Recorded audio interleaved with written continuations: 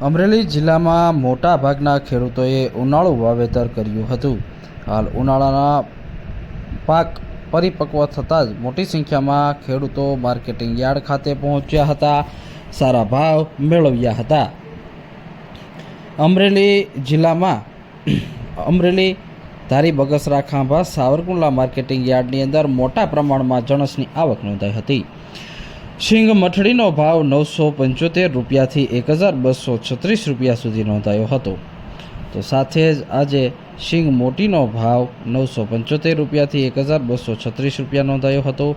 શીંગ દાણાનો ભાવ 1665 રૂપિયાથી 1700 રૂપિયા સુધી નોંધાયો હતો। શીંગ દાણા ફાડાનો ભાવ 1380 રૂપિયા નોંધાયો હતો।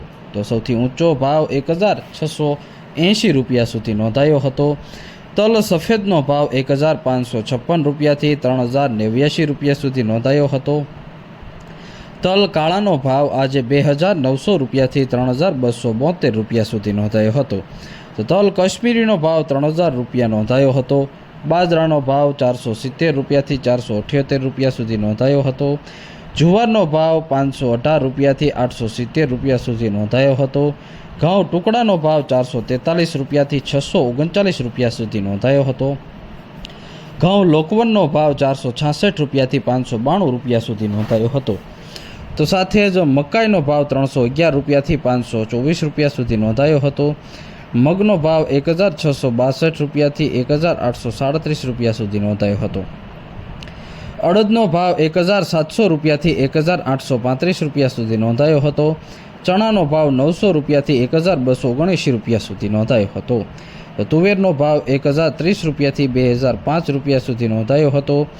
કપાસનો ભાવ 940 રૂપિયાથી 1488 રૂપિયા સુધી નોંધાયો હતો।